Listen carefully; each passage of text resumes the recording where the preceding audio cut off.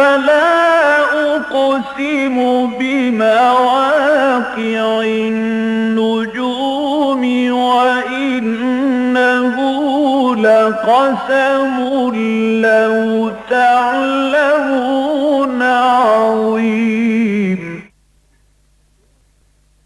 إنه لقرآن كريم في كتاب مكنون لا يمسه إلا المطهرون تنزيل من رب العالمين.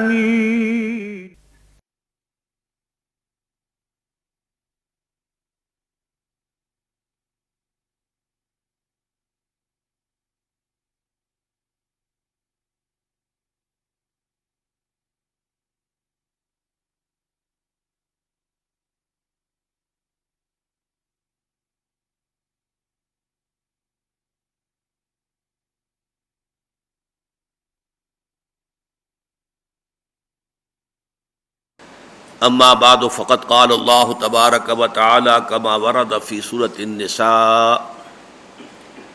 اعوذ باللہ من الشیطان الرجیم بسم اللہ الرحمن الرحیم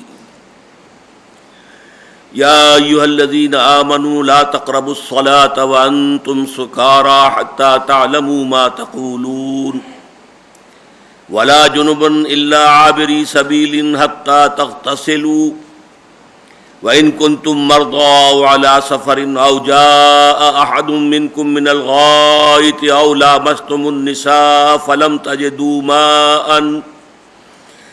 تَجِدُوا مَاءً فَتَيَمَّمُوا صَعِيدًا طَيِّبًا فَامْسَحُوا بِوُجُوهِكُمْ وَأَيْدِيكُمْ إِنَّ اللَّهَ كَانَ عَفُوًّا غَفُورًا صدق اللہ العظیم.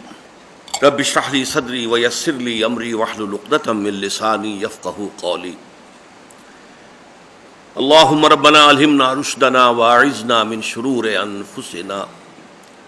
اللهم ارنا الحق حقا وارزقنا اتباعه وارنا الباطل باطلا وارزقنا اجتنابه. اللهم وفقنا لما تحب وترضى وتقبل منا فإنك خير المتقبلين. آمین یا رب العالمین. شہادت حق یا شہادت علی الناس پچھلا مکمل درس اسی موضوع پر تھا. اس کے باوجود بعد میں احساس ہوا کہ ایک اہم مسئلہ بیان ہونے سے رہ گیا. یہ تو میں نے واضح کر دیا تھا کہ پورے قرآن حکیم میں اللہ کی راہ میں قتل ہو جانے کے لیے لفظ شہادت کا استعمال نہیں ہے، سوائے ایک مقام کے جہاں امکان ہے وہاں بھی قطعی نہیں. تو پھر سوال پیدا ہوتا ہے کہ یہ لفظ اس مفہوم میں کیوں مستعمل ہوا؟ اس کا جواب رہ گیا تھا. ہم نے دیکھا کہ یہ شہادت در حقیقت جو ہے یہ کار نبوت و رسالت کے لیے دین کی ایک بنیادی اصطلاح ہے. نبی جب بھی آئے، رسول جب بھی آئے، پہلے انہوں نے گواہی دی کہ میں گواہی دیتا ہوں کہ اللہ کے سوا کوئی معبود نہیں اور میں اللہ کا رسول ہوں. جس شخص نے ان کے ساتھ گواہی دی کہ ہم بھی گواہی دیتے ہیں کہ اللہ کے سوا کوئی معبود نہیں اور آپ اللہ کے رسول ہیں، وہ دائرہ اسلام و ایمان میں داخل ہو گیا. گواہی جو اس نے زبان سے دی ہے اسے اپنے عمل سے دینی ہے. اس کے ہر عمل سے یہ ثابت ہو کہ یہ واقعتاً اللہ کو اپنا معبود مانتا ہے اور اللہ کے رسول محمد صلی اللہ علیہ وسلم کا پیروکار ہے. تو قولی شہادت کے بعد عملی شہادت ہو گئی. اور یہ معاملہ جو ہے نبی اکرم صلی اللہ علیہ وسلم پر آ کر اس طرح تکمیل کو پہنچا کہ چونکہ دین کی حیثیت سے، ایک نظام زندگی کی حیثیت سے اسلام کی تکمیل ہوئی محمد پر صلی اللہ علیہ وسلم، لہذا اب شہادت کا عملی تقاضا یہ بھی ہوا کہ اس دین کا ایک عملی نمونہ پیش کر دیا جائے دنیا کے سامنے، اسے قائم کر کے دکھا دیا جائے کہ یہ خیالی جنت نہیں ہے، یہ کوئی یوٹوپیا نہیں ہے، بلکہ یہ ایک واقعی بات ہے، قابل عمل ہے. یہ ہے شہادت کا عمل. ہر نبی اس کی کوشش کرتے رہے، ہر رسول نے اس کی کوشش کی. ان کے امتیوں میں سے جنہوں نے اس کام میں ان کا ساتھ دیا، وہ بھی یہی کام کرتے رہے، شہادت قولی، شہادت عملی، شہادت انفرادی، شہادت اجتماعی کے لیے جد و جہد اور کوشش۔ اب ظاہر بات ہے کہ یہ لوگ زندہ بھی ہیں تو شہید ہیں، وہ تو گواہ ہیں اللہ کے حق میں گواہی دے رہے ہیں۔ عیسائیوں کا ایک فرقہ ہے جس نے کہ اس تصور کو برقرار رکھا ہے، کم سے کم نام کی حد تک، یہوواز وٹنسز، یہووا وہ اللہ کے لیے لفظ استعمال کرتے ہیں، یہوواز وٹنسز، یہووا کے گواہ، ہم گواہی دیتے ہیں اللہ کی، سب سے بڑے گواہ تو ہم ہیں، نشہد ان لا الہ الا اللہ وحدہ لا شریک لہ ونشہد ان محمدا عبدہ ورسولہ صلی اللہ علیہ وسلم۔ اس اعتبار سے وہ زندہ بھی شہید ہیں، البتہ اگر وہ اس عمل میں اپنی جان دے دیں تو گویا کہ شہید کے خطاب کے بتمام و کمال حقدار اور مستحق ہو جاتے ہیں۔ یہ منطقی ربط ہے، ورنہ جیسا کہ آپ کو معلوم ہے شہادت کے لیے قرآن مجید حضور کی احادیث میں آیا، ایک بندہ مومن جو یہ گواہی دے رہا ہے، شہید تو وہ ہے، ہر نبی شہید ہے، ہر رسول شہید ہے، حالانکہ شہید جو ہے اس معنی میں رسول اللہ تعالیٰ کی راہ میں قتل ہو ہی نہیں سکتا، مقتول فی سبیل اللہ ہونے کا امکان ہی نہیں ہے، ورنہ حضور کی اتنی بڑی خواہش، لَوَدِدتُّ أَنْ أُقْتَلَ فِي سَبِيلِ اللَّهِ ثُمَّ أُحْيَا ثُمَّ أُقْتَلَ ثُمَّ أُحْيَا ثُمَّ أُقْتَلَ ثُمَّ أُحْيَا ثُمَّ أُقْتَلَ۔ اللہ تعالیٰ اتنی بڑی خواہش کو رد کر دیتا نہیں، اس کا قانون ہے، رسول مغلوب نہیں ہو سکتا، مقتول ہونا تو بہت دور کی بات ہے، بہت دور کی بات ہے، نبی مقتول ہو سکتے ہیں، لیکن یہ کہ ان کو لیے بھی لفظ شہید ہے، تمام رسول شہید ہیں۔ تو اسی طریقے سے تمام مسلمان جو یہ کام کر رہے ہوں وہ شہید ہیں، یہ نہیں کہ ہر مسلمان شہید ہے، لیکن جو ان مسلمان یہ شہادت اپنی زبان سے دے، اپنے قول سے دے، اپنے عمل سے دے، انفرادی طور پر دے اور اجتماعی شہادت کی جد و جہد میں لگا ہوا ہو، وہ زندہ بھی ہے تو شہید ہے، وہ اگر حادثاتی موت میں ہلاک ہو جاتا ہے تو شہید ہے۔ حضور نے فرمایا پیٹ کی بیماری سے جو فوت ہو گیا وہ شہید ہے، جو کہیں ڈوب کر شہید ہو گیا مر گیا وہ شہید ہے، جو کہیں آگ میں جل کر فوت ہو گیا شہید ہے، جو اپنے مال کی حفاظت کرتے ہوئے مارا گیا شہید ہے۔ لیکن یہ کہ شہادت کا اعلیٰ ترین رتبہ کیا ہوگا کہ اسی عمل میں اس اللہ تعالیٰ کے دین کی گواہی دیتے ہوئے اور اس کے اجتماعی گواہی کی جد و جہد کرتے ہوئے اگر کوئی قتل ہو جائے تو گویا کہ اب وہ بتمام و کمال شہید کے خطاب کا، لقب کا مستحق ہو گیا۔ یہ ہے اس کے مابین ربط اور تعلق۔ اللہ تعالی ہم سب کو یہ شہادت نصیب فرمائے، شہادت قولی تو ہے، شہادت عملی کی توفیق دے اور اجتماعی کی جد و جہد کرنے کی توفیق عطا فرمائے۔ اب ہمیں آگے چلنا ہے تو صرف تمہیداً دوبارہ نوٹ کر لیجئے، قرآن حکیم میں پہلی دو جو مدنی صورتیں ہیں، سورہ بقرہ، سورہ آل عمران، ان دونوں میں جو اقدار مشترک ہیں، مثلاً دونوں کا آغاز الف لام میم سے ہوتا ہے، دونوں کے اختتام پر بڑی عظیم دعائیں ہیں، پھر دونوں نصفین میں منقسم ہیں، نصف اول نصف ثانی، نصف اول نصف ثانی، ورٹیکل ڈویژن ہے، دونوں کے نصف اول پھر ورٹیکلی تین تین حصوں میں سب ڈیوائیڈڈ ہیں۔ البتہ سورہ آل عمران کا نصف ثانی بھی تین حصوں میں ڈیوائیڈڈ ہے ورٹیکلی، لیکن سورہ بقرہ کا آپ کو یاد ہوگا کہ وہاں ہاریزونٹل معاملہ ہے کہ چار مضامین کی لڑیاں جو ہیں آپس میں گتھی ہوئی ہیں، جیسے رسی چار لڑیوں سے آپ نے بنائی ہو، ایک لال، ایک ہری، ایک نیلی، ایک پیلی، تو جب آپ ان کو بٹ دیتے ہیں تو کوئی سا رنگ بھی آپ کو کنٹینیوس نظر نہیں آئے گا، لال، پیلا، نیلا، ہرا اس طرح نظر آئیں گے۔ تو چار مضامین تھے۔ یہ جو دوسرا جوڑا ہے سورۃ النساء اور سورۃ المائدہ، ان دونوں کے شروع میں حروف مقطعات نہیں ہیں، کوئی قرآن مجید کی عظمت کا خصوصی بیان نہیں ہے، جیسے سورہ آل عمران میں بھی ہے اور سورہ بقرہ میں بھی نہیں ہے، اختتام پر کوئی خاص دعائیں نہیں ہیں، ایک کا آغاز ہوا یا ایھا الناس سے، یہ سورہ نساء ہم پڑھ رہے ہیں، اور ایک کا ہوا یا ایھا الذین آمنوا سے، وہ سورہ مائدہ ہے۔ پھر ان میں ورٹیکل ڈویژن کوئی نہیں ہے، ساری ڈویژن جو ہے وہ سورہ بقرہ کے نصف ثانی کی طرح ہاریزونٹل ہے۔ اور وہ کیا ہے؟ یہاں در حقیقت تین خطاب ہیں، خطاب مسلمانوں سے بحیثیت امت مسلمہ، خطاب یا روح سخن اہل کتاب کی جانب، اور خطاب منافقین سے۔ یہ تین لڑیاں ہیں علیحدہ جو بٹی ہوئی ہیں، ایک آ جائے گی پھر دوسری آ جائے گی پھر پہلی آ جائے گی پھر تیسری آ جائے گی پھر دوسری اس طریقے سے جو ترتیب جو ہے سورہ بقرہ کے نصف ثانی کی ہے وہ سورہ نساء اور سورہ مائدہ دونوں کی. لیکن یہاں فرق کیا ہے کہ خطاب میں امت مسلمہ اور خطاب میں منافقین، لیکن ان دونوں کا خطاب یا ایھا الذین آمنوا سے ہوتا ہے، اس لیے کہ منافقین بھی قانونی طور پر مسلمان تھے، انہیں مسلمان تسلیم کیا جاتا تھا. ان کے مرنے پر حضور نے عبداللہ ابن ابی جیسے رئیس المنافقین کی بھی نماز جنازہ پڑھا دی. لہذا قانوناً جو ہے وہاں یا ایھا الذین نافقوا کہیں نہیں آیا، یا ایھا المنافقون کہیں نہیں آیا، یا ایھا الذین آمنوا سے خطاب ہوگا اہل ایمان کو بھی منافقین کو بھی. یہ تو پھر آپ کو سبجیکٹ میٹر بتا دیتا ہے کہ یہاں اصل میں روح سخن کس کی طرف ہے، خطاب کس سے ہو رہا ہے. اور تیسرا خطاب جو ہے وہ یہود اور نصارہ کی طرف. تو اس سورہ نساء میں ہم نے اب تک جو پڑھی ہیں 42 آیات، ان میں سارا خطاب امت مسلمہ سے بحیثیت امت مسلمہ تھا، اور آج کی جو پہلی آیت میں نے ابھی تلاوت کی ہے وہ بھی اس میں شامل ہے. 43 آیات جو ہیں شروع میں یہ امت مسلمہ بحیثیت امت مسلمہ بحیثیت مسلمان.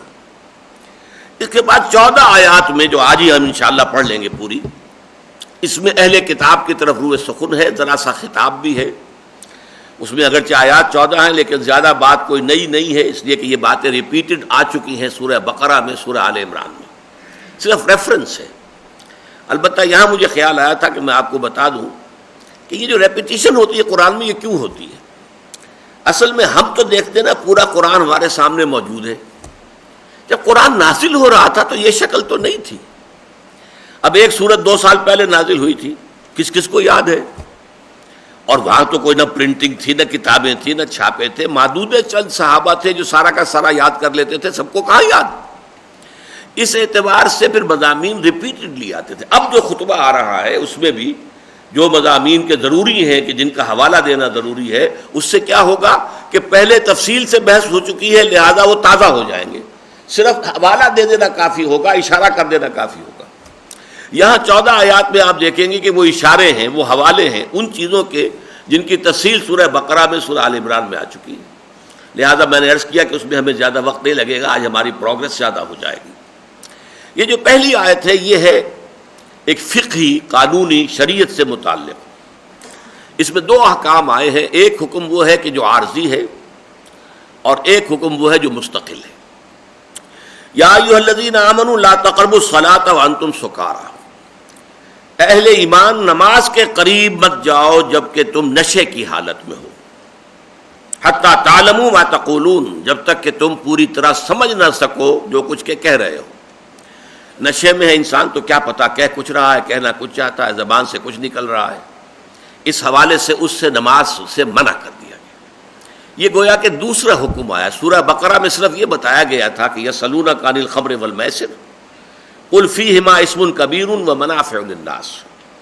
اے نبی آپ سے یہ شراب اور جوئے کے بارے میں پوچھ رہے ہیں، بتا دیجئے ان دونوں کے اندر گناہ ہے اور کچھ لوگوں کے لیے فائدے بھی ہیں.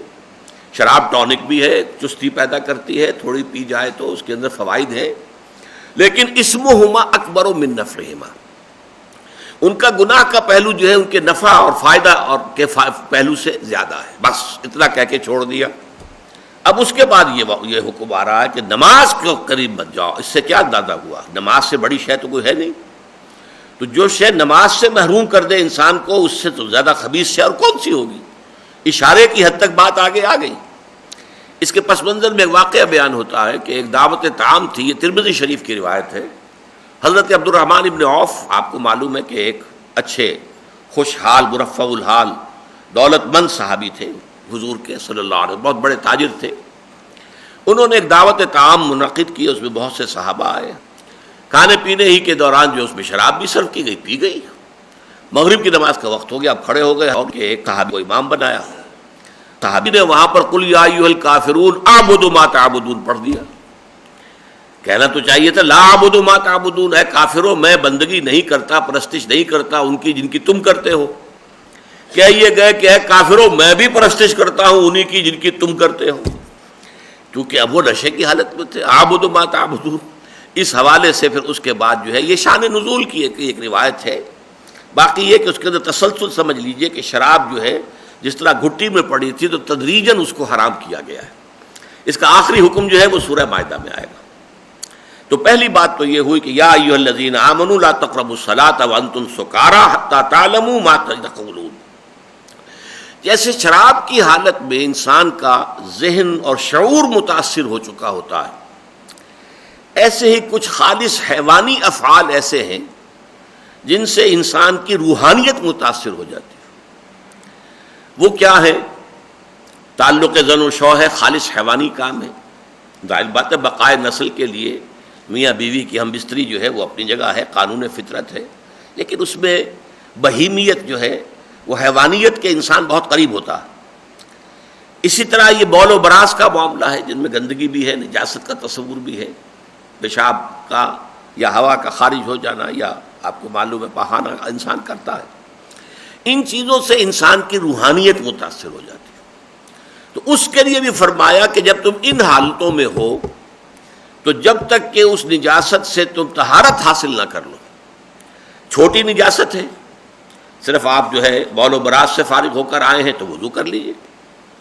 اور اگر کہیں جو ہے معاملہ جو ہے تعلق زن و شو کا ہوا ہے، مباشرت کا ہوا ہے، تو پھر یہ کہ غسل لازم ہے، غسل کر کے پھر نماز پڑھیے، ورنہ اس کے بغیر نماز نہ پڑھیے.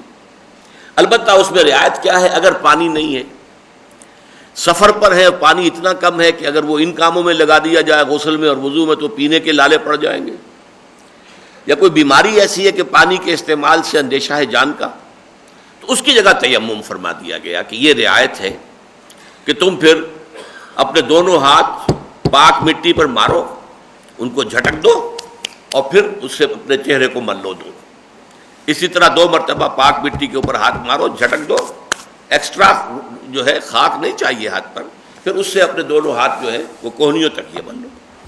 یہ قائم مقام ہو جائے گا وضو کا.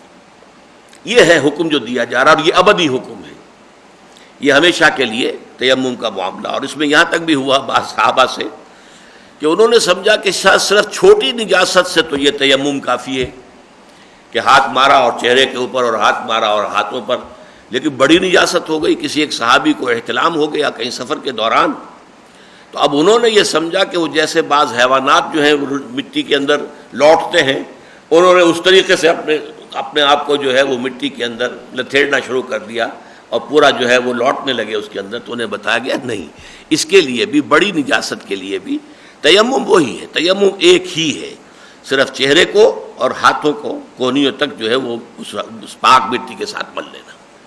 یہ ہے اصل مضمون اس کا. فرمایا ولا جنوبن، اور نہ ہی حالت جنابت میں تم نماز کے قریب جاؤ، الا عابری سبیل، الا یہ کہ راستہ طے کر رہے ہو، سفر طے کر رہے ہو، تو اس کی بات بعد میں آ جائے گی. ولا جنوبن حتی تغتسلوا، اصل جملہ یہ بنے گا. اور نہ ہی حالت جنابت میں نماز کے قریب جاؤ یہاں تک کہ غسل کر لو. البتہ اس میں استثناء ہوگا جو آگے بیان ہوگا، لیکن یہاں اشارہ کر دیا الا عابری سبیل، اگر کہیں راستہ طے کر رہے ہو، منزل طے کر رہے ہو تو معاملہ علیحدہ ہو جائے گا. وَإِن كُنتُم مَرْضَىٰ، اور اگر تم ہو بیمار، پانی کا استعمال جو ہے اس میں مضر ہو، او علی سفر، یا سفر پر ہو. اور سفر پر ہونے کا میں نے کہا کہ پانی یا تو بالکل ہے نہیں، یا ہے تو اتنا کم ہے کہ اگر وضو اور غسل میں استعمال ہو گیا تو پینے کے لالے پڑ جائیں، جان کے لالے پڑ جائیں.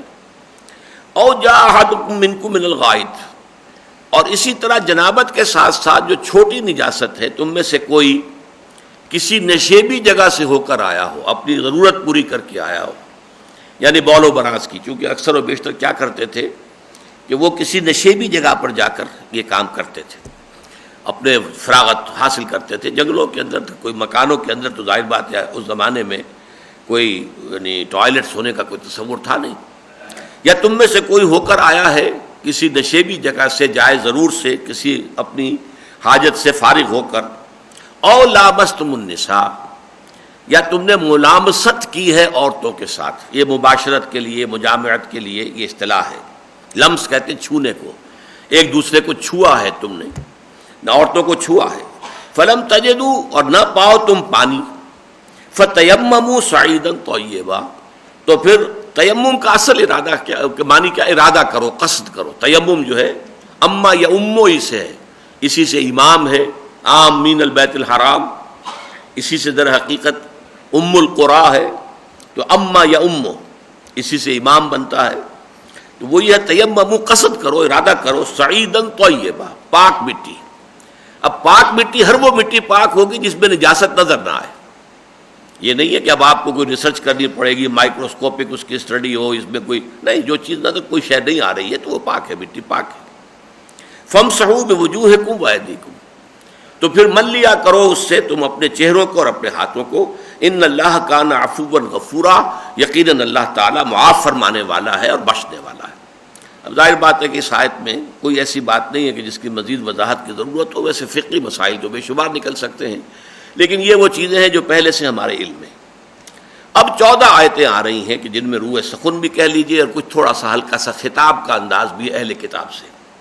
اگرچہ میرے نزدیک اتمام حجت جو ہے وہ سورہ بقرہ اور سورہ آل عمران میں ہو چکی ہے ان پر، لیکن پھر بھی اللہ تعالیٰ ابھی ان کے ساتھ بات گفتگو کو جاری رکھے ہوئے. الم تر الی الذین اوتوا نصیبا من الکتاب، کیا تم نے دیکھا نہیں ان لوگوں کو جنہیں کتاب میں سے ایک حصہ دیا گیا تھا. ایک تو اسلوب میں نے پہلے کئی دفعہ بیان کیا ہے کہ اہل کتاب کے بارے میں قرآن میں ہم نے سورہ آل عمران میں پڑھا لیسو سواء، یہ سب ایک جیسے نہیں، ان میں اچھے لوگ بھی تھے برے بھی تھے. جب ان کے اچھے لوگوں کا تذکرہ ہوتا ہے تو وہ معروف کے صیغے میں آتا، الذین آتیناہم الکتاب، وہ لوگ جنہیں ہم نے کتاب عطا فرمائی تھی. اور جب ان کی مذمت کا مقام ہوتا ہے تو مجہول، الذین اوتوا الکتاب، وہ لوگ جنہیں کتاب دی گئی تھی. مذمت کے مقام میں مجہول، اور جہاں پر معروف ہوگا تو وہ کسی اچھے تذکرے کے لیے. تو الم تر الی الذین اوتوا نصیبا من الکتاب کیوں کہا گیا؟ اس لیے کہ یہ پوری کتاب ایک ہی ہے اصل میں، اور اصل کتاب تو یہ قرآن ہے. اس قرآن کی ہدایت کا کچھ حصہ تھا جو پہلے آ گیا تھا اپنے وقت کی مناسبت سے، وہ گویا کہ انٹرم پیریڈز کے لیے اللہ تعالیٰ کی ہدایات تھیں. الہدا قرآن حکیم کی شکل میں آنے والا تھا، تو انہیں اس الکتاب میں سے کچھ حصہ ملا تھا جو اپنے زمانے اور ان کے حالات اور ان کی جو بھی صورتحال تھی اس کے ساتھ مناسبت رکھنے والا تھا. الم تر الی الذین اوتوا نصیبا من الکتاب یشترون الضلالۃ، وہ خرید رہے ہیں گمراہی کو. خریدنا یعنی ترجیح دینا، پسند کرنا، ہدایت کو اپنے ہاتھ سے دے کر، جبکہ ہدایت کا نصف النہار پر سورج چمک رہا ہے. ان کے اپنے شہر مدینے میں رسالت محمدی کا سورج جو ہے وہ نصف النہار پر چمک رہا ہے، لیکن انہوں نے پھر بھی ضلالت کو پسند کیا، خرید لی ہے گمراہی. وَيُرِيدُونَ أَن تَضِلُّوا السَّبِيلَ، اور وہ چاہتے ہیں کہ تمہیں بھی گمراہ کر دے، راستے سے ہٹا دے، سیدھے راستے سے تم بھی اے مسلمانوں بھٹک جاؤ، گمراہ ہو جاؤ. ان کی ساری کوششیں جو ہیں وہ اسی کے لیے. وَاللَّهُ أَعْلَمُ بِأَعْدَائِكُمْ، اب اس میں تسلی کا پہلو ہے. اے مسلمانوں، اللہ تمہارے دشمنوں سے خوب واقف ہے، یعنی پرواہ نہ کرو، ان کی چالوں سے وہ واقف ہے. انہم یکیدون کیدا واکید کیدا، وہ اپنی سی چالیں چل رہے ہیں تو ہم اپنی سی منصوبہ بندی کر رہے ہیں. تو ڈرو نہیں. لن یضروکم الا اذى، سورہ آل عمران میں ہم پڑھ چکے ہیں. یہ تمہیں کوئی تکلیف نہیں دے سکیں گے. ہاں کچھ کوفت، کچھ اذیت تو ہوگی، لیکن یہ کہ کوئی مستقل نقصان، کوئی پائیدار جو ہے تمہارے لیے نقصان جو ہے اس کا باعث یہ نہیں بن سکیں گے. واللہ اعلم باعدائکم، اللہ تعالیٰ تمہارے دشمنوں سے خوب واقف ہے، وہ چھپے ہوئے نہیں ہیں اس کے نگاہوں سے.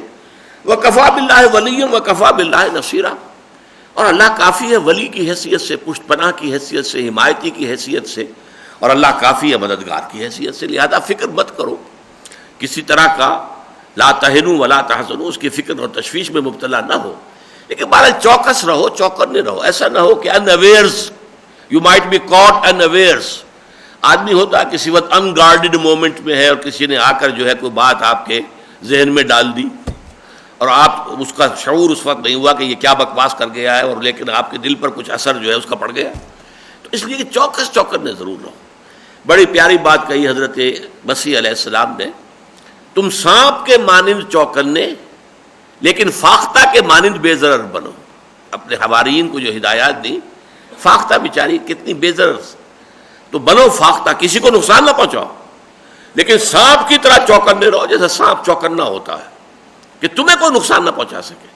مٹی کے مادو نہ بن جاؤ. یہ نہ ہو جائے کہ لوگ جو ہے وہ تمہیں جس طرح چاہیں ایکسپلائٹ کر جائیں، جس طرح چاہیں نقصان پہنچائیں. تو اپنے تحفظ میں چوکس رہنا، چوکنے رہنا ضروری ہے. من الذین ہادوا یحرفون الکلم عن مواضعہ، ان یہودیوں میں سے بہت سے ایسے ہیں کہ جو کلام کو اس کے معین ہو جانے کے بعد، ٹھکانہ معین ہو جانے کے بعد اس میں تحریف کرتے ہیں، الٹ پلٹ کر دیتے ہیں، جگہ سے ہٹا دیتے ہیں۔ آپ کو معلوم ہے محض پنکچویشن سے کتنا فرق پڑتا ہے۔ روکو مت جانے دو، روکو مت جانے دو، الفاظ وہی تین ہیں، روکو مت جانے دو، چار الفاظ، روکو مت جانے دو اس کا مطلب کچھ اور ہو گیا، روکو مت جانے دو اس کا مطلب برعکس ہو گیا۔ تو اس طریقے سے بھی ہو سکتا ہے، یا جیسے ان کے ہاں تھا کہ وہ الفاظ کو توڑ مروڑ کر کرتے تھے، آگے پیچھے کر دیتے تھے۔ یحرفون الکلم عن مواضعہ ویقولون سمعنا وعصینا، اور وہ کہتے ہیں ہم نے سنا اور ہم نے نافرمانی کی۔ کہنا کیا چاہتے تھے؟ ظاہر یہ کرتے تھے کہ ہم نے کہا سمعنا واطعنا، حقیقت میں کیا کہتے تھے؟ سمعنا وعصینا، ہم نے سنا اور ہم نے نہیں مانا۔ واسمع غیر مسمعین، اور سنیے نہ سنایا جائیے، وہ چپکے سے کہہ دیا، سنیے ذرا میری بات سنیے، توجہ فرمائیے، لیکن چپکے سے غیر مسمعین، نہ ہی سنائے جاؤ تو بہتر ہے۔ وراعنا، اور وہ کہتے ہیں راعنا لین بالسنتہم، راعنا کہتے ہیں اپنی زبانوں کو موڑتے ہوئے راعینا۔ راعنا کے معنی کیا؟ ذرا میرا لحاظ کیجئے اور ہمارا بھی خیال کیجئے، ہم سنی نہیں آپ کی بات، ذرا دوبارہ فرما دیجئے، جس کو آپ ہمیشہ کہتے ہیں فرگیو می، ایکسکیوز می، مجھے بتائیے ذرا دوبارہ کیجئے۔ تو یہ جو ہے فرگیو می، اس طریقے کی بات، لیکن یہ کہ وہ اس کو راعینا کر، اے ہمارے چرواہے، دل میں خوش ہوتے تھے۔ لیم بالسنتہم وطعنا فی الدین، اور دین میں وہ گویا کہ طعن اندازی کر رہے ہیں، لوگوں مسلمانوں کے وہ نیزے لگا رہے ہیں دین میں عیب لگانے کے لیے۔ وَلَوْ أَنَّهُمْ قَالُوا سَمِعْنَا وَأَطَعْنَا، اگر انہوں نے کہا ہوتا کہ ہم نے سنا اور مانا، وَاسْمَعْ، اور سنیے، وَانظُرْنَا، اور ذرا ہمیں مہلت دیجیے یا ہماری طرف نگاہ فرمائیے، التفات فرمائیے۔ انظر کے دونوں معنی ہو جائیں گے، اس لیے کہ انتظار بھی اسی سے بنا ہے نا، نظر سے، انتظار باب افتعال۔ ذرا ٹھہریے، ذرا بات ہماری سمجھ میں نہیں آئی ہے، ذرا دوبارہ فرمائیے۔ وانظرنا لکان خیرا لہم واقوم، تو یہ ان کے لیے بہت بہتر بھی ہوتا اور یہ ان کے لیے بہت سیدھی بات ہوتی، درست بات ہوتی۔ ولیکن لعنہم اللہ بکفرہم، لیکن اللہ تعالیٰ نے تو ان کو ان کے کفر کی پاداش میں ان پر لعنت کر دی ہے، یعنی یہ اس طرز عمل میں اب لعنت زدہ ہونے کی بنا پر اب مبتلا ہو چکے ہیں، گویا کہ وہی بات کہ مہر ہو گئی ہے۔ ختم اللہ علی قلوبہم وعلی سمعہم وعلی ابصارہم غشاوہ ولہم عذاب عظیم، یطبع اللہ علی قلوبہم بکفرہم، اللہ تعالیٰ نے ان کے دلوں پر مہر لگا دی۔ ذالک بانہم آمنوا ثم کفروا فطبع اللہ علی قلوبہم فہم لا یفقہون، اللہ تعالیٰ نے ان کے اوپر جو ہے اب مہر لگا دی ہے اور اب ان کو فہم حاصل نہیں ہے۔ ولیکن لعنہم اللہ بکفرہم فلا یؤمنون الا قلیلا، تو یہ ایمان لانے والے نہیں ہیں۔ اے نبی آپ ان کی طرف سے مایوس ہو جائیے، امید نہ رکھیے، الا قلیلا، ہاں شاذ شاید کوئی ایمان لے آئے، شاذ کے درجے میں۔ حضور کو اصل میں توقع یہ تھی نا کہ یہ تو واقف ہیں، تورات کے عالم ہیں اور توحید کے مدعی ہیں، شرک سے واقعتاً بچے ہوئے ہیں اور یہ سب کچھ چیزیں سمجھتے ہیں، مانتے ہیں، جانتے ہیں، پھر میرے بارے میں پیشین گوئیاں ان کی کتابوں میں موجود ہیں، تو یہ تو جھٹپٹ ایمان لے آئیں گے۔ مکے کے لوگ اور تھے، ظاہر بات ہے ان کے پاس نہ کتاب، نہ شریعت، نہ کوئی علم، نہ وہ نبیوں سے واقف، تو ان کا معاملہ اور تھا، لیکن یہ لوگ تو جھٹپٹ ایمان لے آئیں گے۔ لیکن آپ دیکھ رہے ہیں سورہ بقرہ ہی سے حضور کی اس امید کو اللہ تعالیٰ نے بار بار کہا، لن ترضی عنک الیہود ولا النصارى حتی تتبع ملتہم، یہ سورہ بقرہ میں آگے کیا ہے۔ اے نبی آپ سے نہ یہودی جو ہے راضی ہوں گے نہ نصارہ، جب تک کہ آپ ان کی پیروی نہ کریں۔ مسئلہ تو یہ ہے، چودراہٹ کا مسئلہ ہے، چودراہٹ کیسے چھوڑ دیں؟ آپ کو مان لے تو چودراہٹ گئی۔ ان کا منصب، وہ دین کے بہت بڑے جو ہیں وہ پیشوا ہیں، ان کے ہاتھ چومے جاتے ہیں، ان سے لوگ آ کے فتوے مانگتے ہیں، ان کی عزتیں کرتے ہیں، ان کی جوتیاں سیدھی کرتے ہیں، ان کو نذرانے پیش کرتے ہیں، سب سارا چیزیں کیسے لوز کر دیں گے وہ؟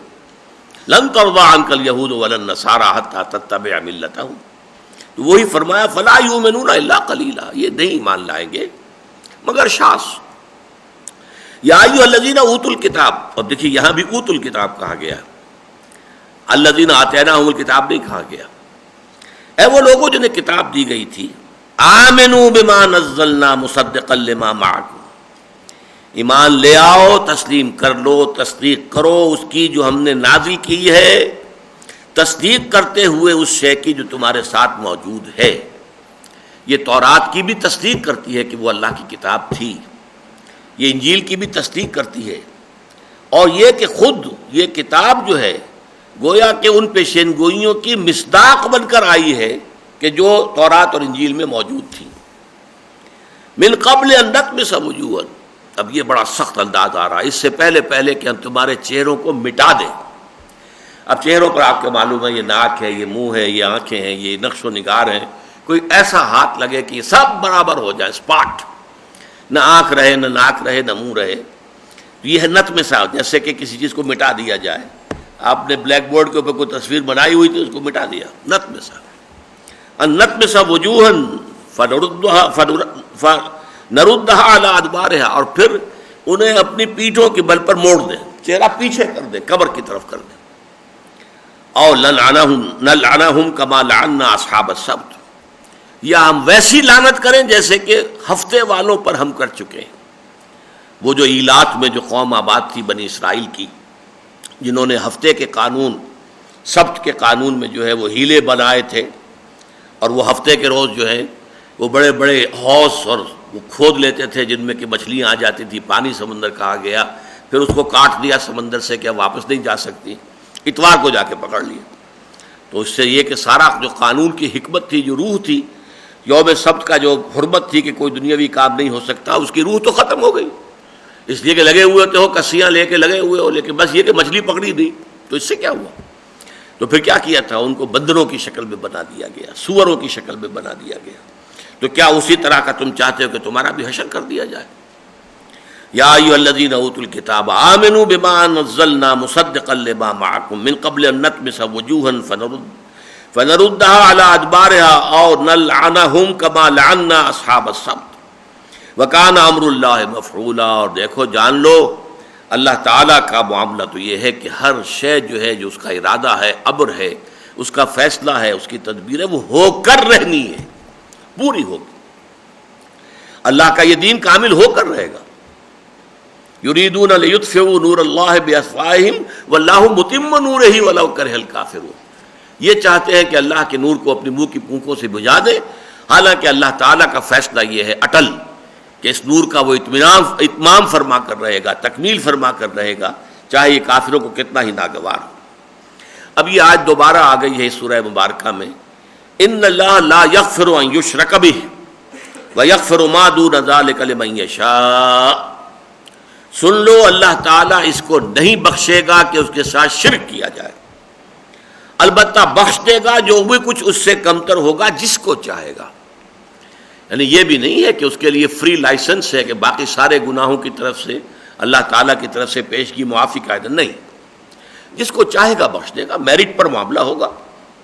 جیسے کہ آپ کو معلوم ہے مقدمات میں بھی اگر کہیں قتل کا مقدمہ ہے اور قاتل ثابت ہو چکا ہے کہ یہ قاتل ہے، اور اس کی عدالت عظمیٰ جو ہے اس سے بھی اس کی اپیل خارج ہو گئی، تو پھر ایک ہوتی ہے ہمارے ہاں، اگرچہ اسلام میں اس کی گنجائش نہیں ہے، کہ ہیڈ آف دی اسٹیٹ جو ہے پھر مرسی اپیل پر غور کرتا ہے، لیکن اس میں بھی فیکٹس کو دیکھا جاتا ہے، یہ نہیں ہے کہ بالکل نہ ہو سرے سے، کہ کہیں کوئی لوپ ہول ہے، کہیں کوئی گنجائش ہے، تو بات میرٹ کی ہوتی ہے۔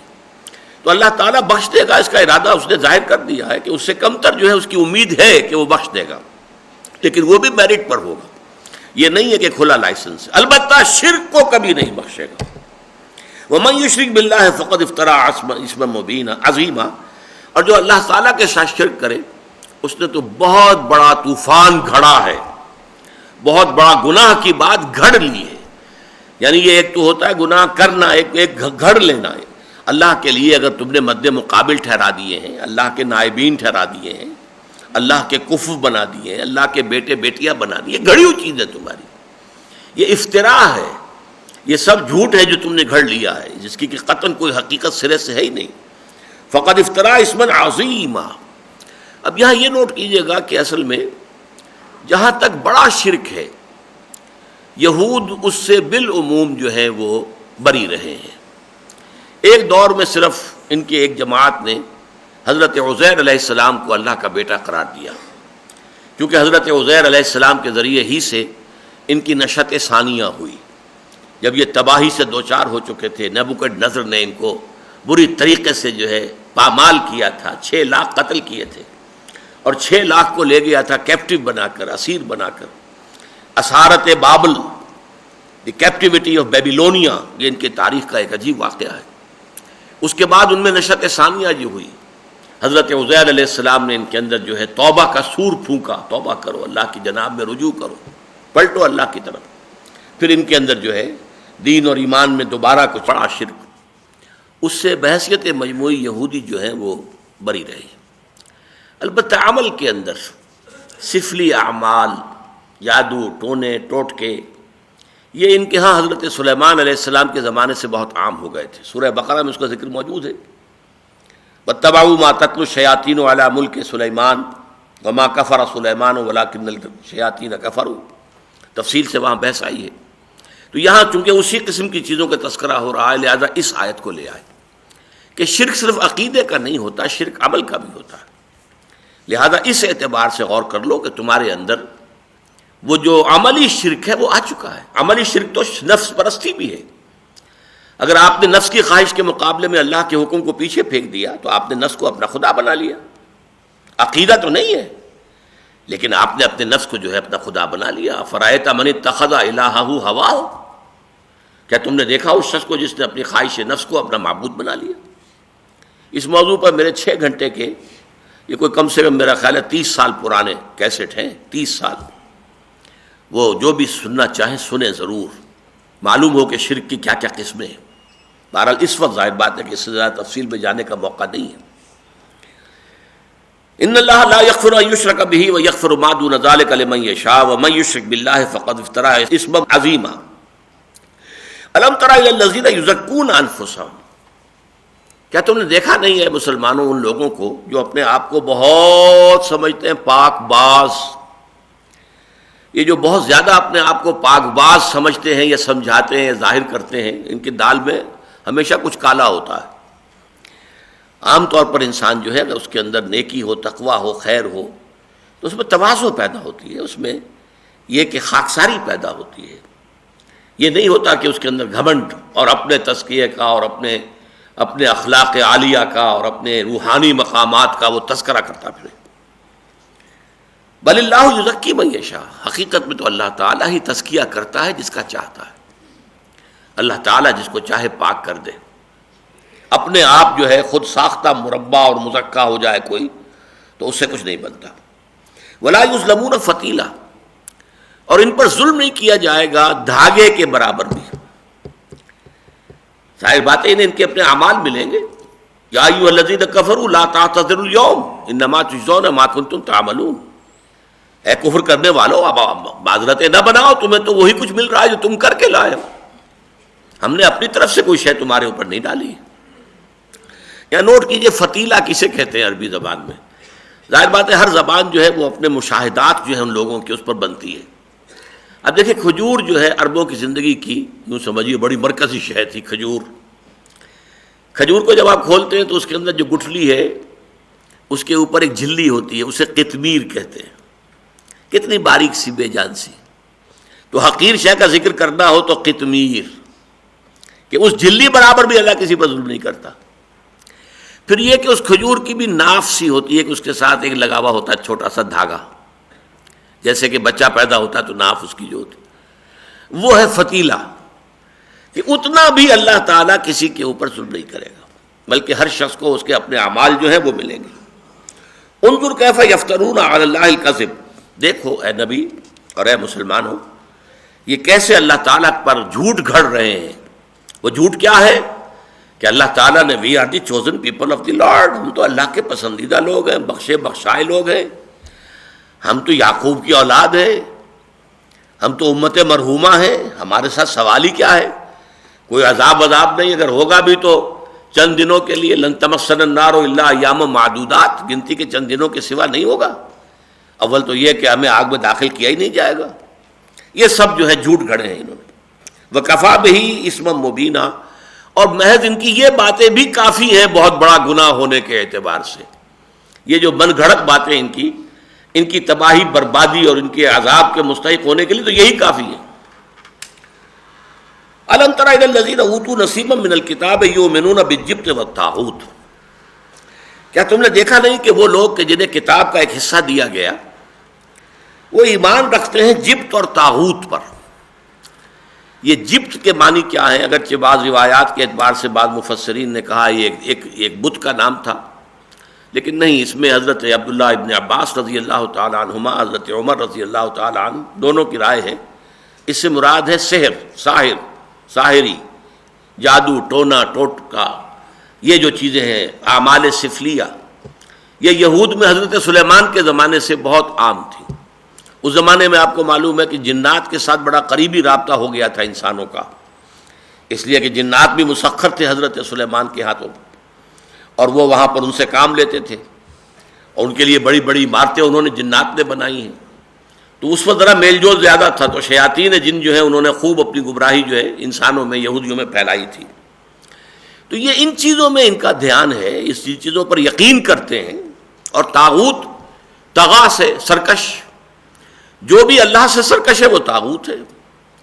میں بھی اللہ کے حکم کے سامنے جو ہے سر نہیں جھکاتا، گردن اکڑاتا ہوں تو میں طاغوت ہوں. شیطان سب سے بڑا طاغوت ہے. یہ نظام جو دنیا کا سیکولرزم کا ہے، پاپولر ساورنٹی، یہ آج کی سب سے بڑی طاغوت ہے. ہم خدا ہے خود، ہم قانون بنائیں گے، ہم طے کریں گے کیا صحیح ہے کیا غلط ہے. ہم نہیں جانتے اللہ نے کیا کہا، کس چیز کو صحیح کہا، کس چیز کو غلط، کس کو جائز کہا، کس کو ناجائز. یؤمنون بالجبت والطاغوت ویقولون للذین کفروا، اور وہ کہتے ہیں ان لوگوں کے بارے میں جنہوں نے کفر کیا، مشرکین مکہ کو، ہؤلاء اہدی من الذین آمنوا سبیلا، یہ لوگ ان صاحب ایمان لوگوں سے بڑھ کر ہدایت پر ہیں. یہ ہوتا زدم زدہ کی انتہا، فإنما هم فی شقاق. جب زدم زدہ میں آ گئے تو یہودی اس حد تک اتر آئے. کعب بن اشرف کا یہ واقعہ آتا ہے کہ وہ وفد لے کر گیا تھا مکے ایک متحدہ محاذ بنانے کے لیے حضور کے خلاف. وہاں ابو سفیان نے کہا کہ اچھا تم بتاؤ کہ ہمارا دین بہتر ہے یا یہ محمد کا اور ان کے ساتھیوں کا دین بہتر ہے صلی اللہ علیہ وسلم. انہوں نے کہا اچھا تم بیان کرو تمہارا دین کیا ہے. انہوں نے کچھ اپنے حج کے مراسم، یہ وہ ہم یہ کرتے ہیں وہ کرتے ہیں، مہمانوں کو کھانا کھلاتے ہیں، پانی پلاتے ہیں، تمہارا دین ان سے بہتر ہے. حالانکہ سب جانتا تھا، بہت بڑا عالم تھا، بہت بڑا عالم تھا، بلعام بن باورہ کی مثال. تو انہوں نے وہاں کہا جا کر کہ تمہارا دین، حالانکہ وہ جانتے مشرک بت پرست، لیکن وہ زدم زدہ محمد کی مخالفت اور دشمنی میں یہاں تک آ گئے صلی اللہ علیہ وسلم. وَيَقُولُونَ لِلَّذِينَ كَفَرُوا هَؤُلَاءِ أَهْدَىٰ مِنَ الَّذِينَ آمَنُوا سَبِيلًا أُولَٰئِكَ الَّذِينَ لَعَنَهُمُ اللَّهُ، یہ وہ لوگ ہیں جن پر اللہ نے لعنت فرما دی. وَمَن يَلْعَنِ اللَّهُ فَلَن تَجِدَ لَهُ نَصِيرًا، اور جس کو اللہ تعالیٰ جس پر لعنت کر دے پھر ان کے لیے تم کوئی مددگار نہ پاؤ گے.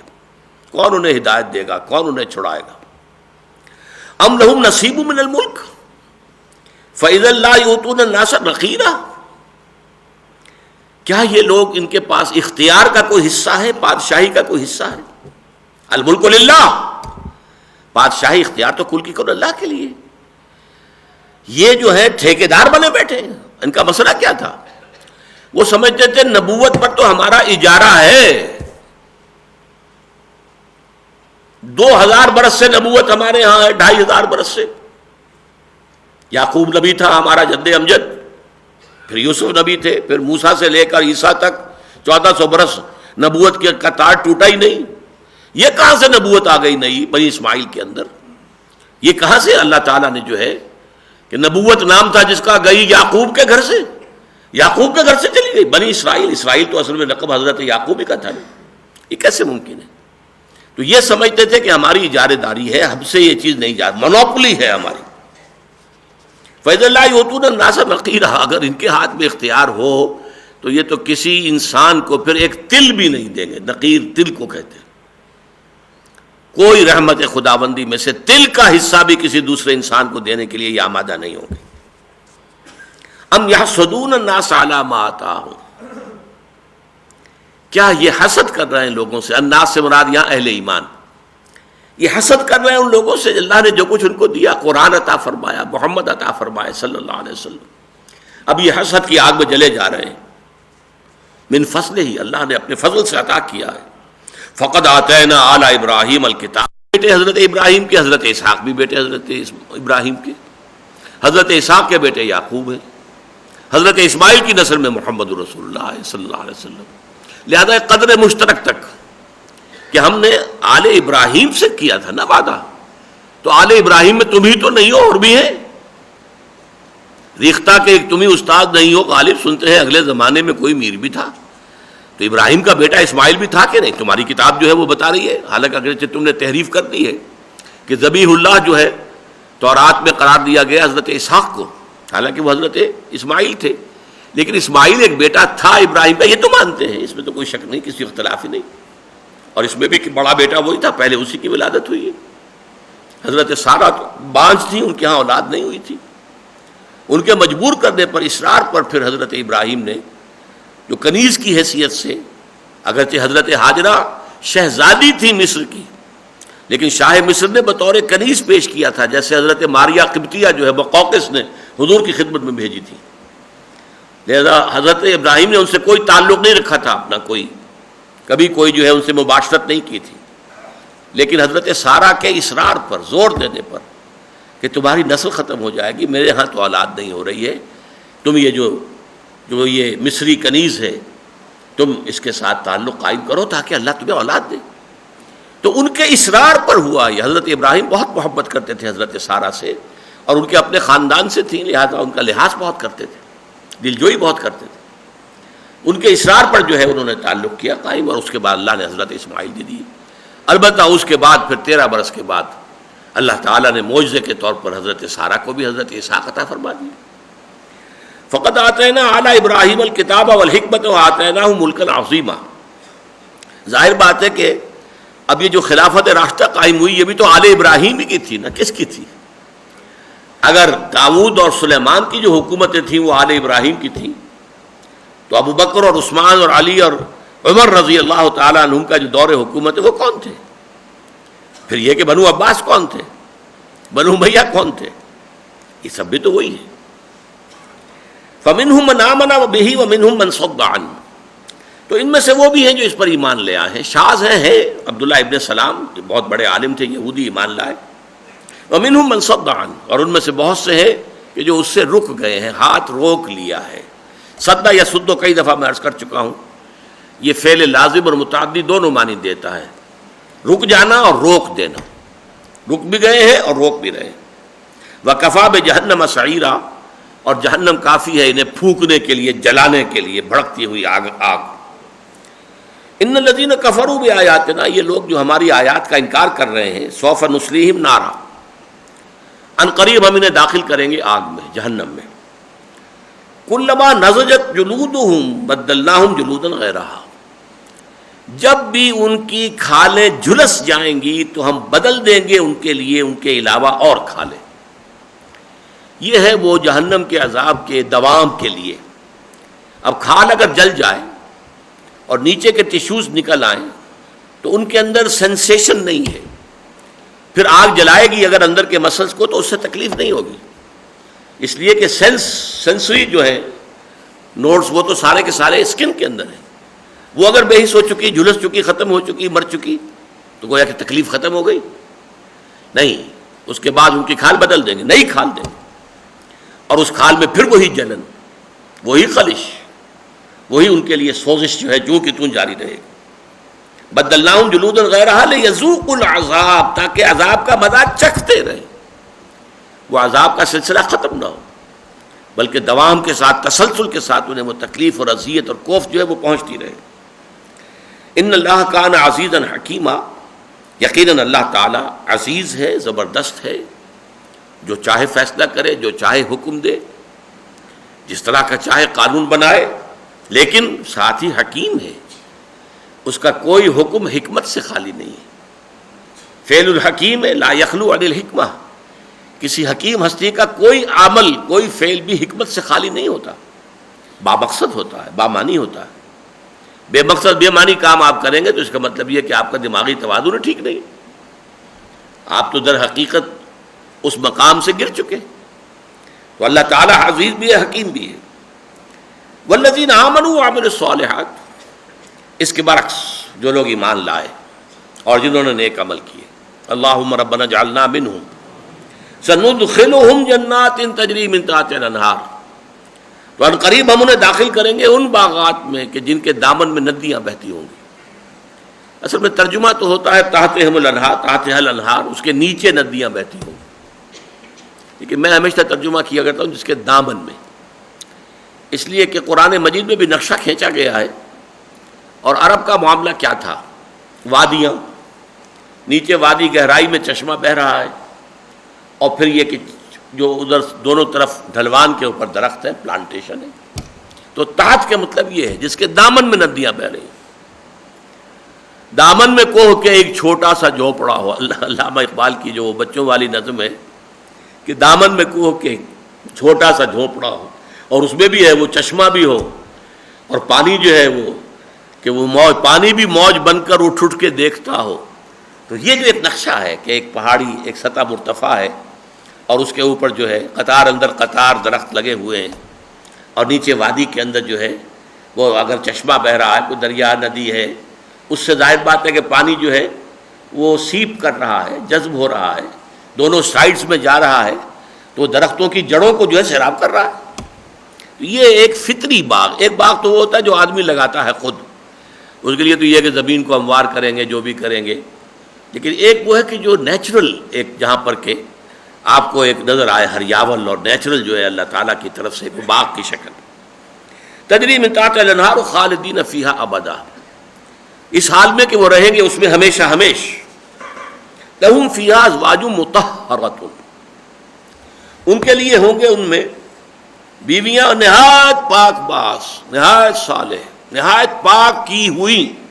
یہی لفظ آپ کو معلوم ہے حضور کی ازواج کے لیے آتا، ازواج مطہرات، اور سورہ احزاب میں آیا لیطہرکم تطہیرا، تاکہ تمہیں خوب پاک کر دے، ہر آلائش سے، ہر خرابی سے بالکل پاک اور صاف کر دے۔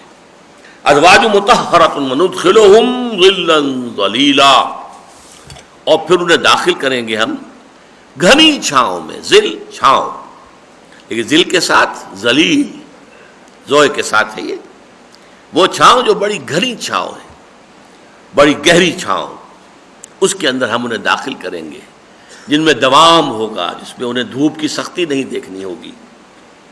لا یرون فیہا شمسا ولا زمہریرا، نہ سخت دھوپ کی گرمی اور نہ سخت سردی جو انسان کو جو ہے وہ جما کر رکھ دے، نہیں، بلکہ ایک معتدل موسم، خوشگوار موسم، ظلا ظلیلا۔ یہ 14 آیتیں اللہ تعالیٰ کے فضل و کرم سے ہم نے پڑھ لی ہیں۔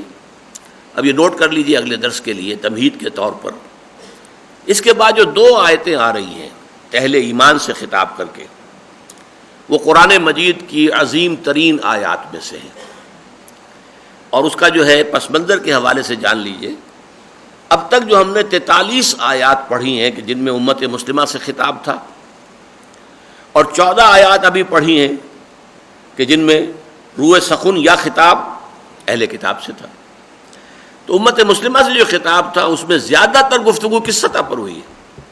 معاشرتی سطح، عورتوں کے حقوق، یتیموں کا لحاظ، عورتوں کے ساتھ معاملات، نکاح کے شرائط اور قیود، محرمات ابدیہ کون ہیں، یہ چیزیں معاشرہ۔ در حقیقت جو ہے ہمارا جو نظام ہے اجتماعی، اس کی جو لوویسٹ لیول ہے اس کا وہ خاندانی نظام ہے۔ خاندانی نظام سے بات بنتی ہے، کیونکہ پہلی آیت جو ہے سورہ نساء کی وہی خاندانی نظام کی جڑ بنیاد ہے۔ یا ایھا الناس اتقوا ربکم الذی خلقکم من نفس واحدۃ وخلق منها زوجها وبث منهما رجالا کثیرا ونساء واتقوا اللہ الذی تساءلون به والارحام ان اللہ کان علیکم رقیبا۔ لیکن یہ کہ اب اس سے اوپر ایک سطح ہوتی ہے، معاشرہ اگر آرگنائز ہو گیا ہے، منظم ہے، اس کی تطہیر ہو گئی ہے، اس کی پاکیزگی ہو گئی ہے، خرابیاں نکل گئی ہیں، اصلاح ہو گئی ہے، سیکشول پرورشن ختم ہو گئی ہے۔ اب اس معاشرے کا اپر لیول آتا ہے آرگنائزیشن کا، جسے آپ اسٹیٹ کہتے ہیں، ریاست و سیاست کی بنیاد پر یہ ہائر لیول آف آرگنائزیشن ہے سوسائٹی کا۔ اس کے ضمن میں دو انتہائی اہم آیات ہیں کہ جو ابھی 58ویں اور 59ویں آیات ہیں، اس کے بعد 60ویں آیت سے بڑا لمبا خطاب شروع ہو جائے گا، اگرچہ خطاب یا ایھا الذین آمنوا سے ہوگا، لیکن وہاں روح سخن جو ہے وہ منافقین کے ساتھ ہوگا۔ یہ طویل ترین حصہ ہے، تقریباً نصف حصہ اس سورہ مبارکہ کا جو ہے وہ نفاق کے موضوع پر ہوگا، جو ہم پڑھیں گے کہ یہ جو اگلا سبق ہے یہ اس اعتبار سے بہت اہم ہے، بہت اہم ہے کہ مسلمانوں کی اجتماعی زندگی کا جو اپر ٹیئر ہے، ہائیسٹ لیول ہے، ریاست اور حکومت کی سطح پر، اس کا کیا قانونی دستوری ڈھانچہ ہے، وہاں کیا لائحہ عمل ہے، اس کے لیے کیا بنیادی اصول دیے گئے۔ اقول قولی ھذا واستغفر اللہ لی ولکم ولسائر المسلمین والمسلمات